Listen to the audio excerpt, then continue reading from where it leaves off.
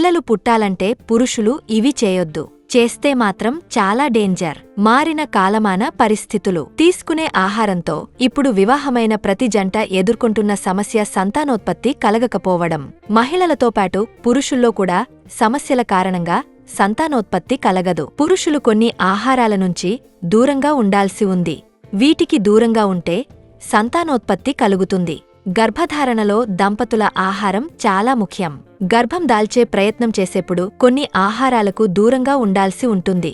నిజానికి పురుషులు కూడా గర్భం దాల్చడానికి ప్రయత్నిస్తున్నప్పుడు ఆహారంపై శ్రద్ధ వహించాలి. పురుషుల్లో స్పెర్మ్ సంఖ్య చాలా తక్కువగా ఉండడం సంతానోత్పత్తి కలగకపోవడానికి కారణంగా నిలుస్తోంది.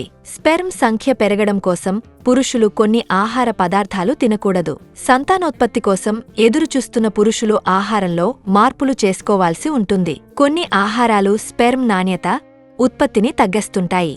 గర్భం దాల్చే అవకాశాలను దూరం చేస్తుంటాయి. ప్రాసెస్ చేసిన ఆహారాలు, మాంసంలో అధిక స్థాయిలో ట్రాన్స్ ఫ్యాట్స్, ప్రిజర్వేటివ్, అధిక సోడియం ఉన్న వాటిని తినకూడదు. ఇవి స్పెర్మ్ నాణ్యతను దెబ్బతీస్తాయి.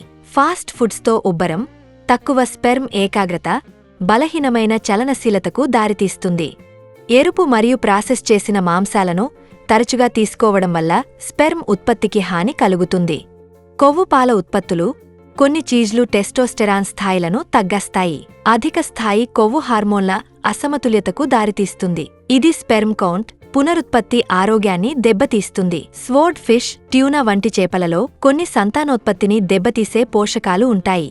ఇవి స్పెర్మ్ డిఎన్ఏను దెబ్బతీస్తాయని నిపుణులు చెబుతున్నారు. స్పెర్మ్ చలనం లేకపోవడం వాటి సంఖ్యను తగ్గించేలా చేస్తాయి. అందుకే వాటికి దూరంగా ఉండాలి. మద్యపానం స్పెర్మ్ ఉత్పత్తిని తగ్గిస్తుంది. స్పెర్మ్ సంఖ్యను పూర్తిగా తగ్గించి సంతానం కలగకుండా నష్టం ఏర్పరుస్తుంది. పరిమితంగా మద్యం తీసుకోవచ్చు.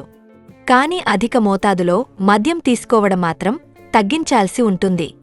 సంతానోత్పత్తికే కాదు, ఆరోగ్యానికి కూడా మద్యం హానికరం. సోయాలో ఐసోఫ్లేవోన్స్ అనేది ఉంటుంది.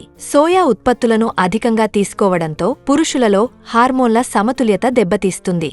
దీని ద్వారా స్పెర్మ్ కౌంట్ కూడా తగ్గుతుంది. ఇది సంతానోత్పత్తిని ప్రభావం చూపుతుంది. కెఫీన్, ఎనర్జీ డ్రింక్స్ అధికంగా తీసుకోవడం వల్ల స్పెర్మ్ కౌంట్ తగ్గుతుంది. స్పెర్మ్ డిఎన్ఏపై ప్రభావం చూపుతుంది.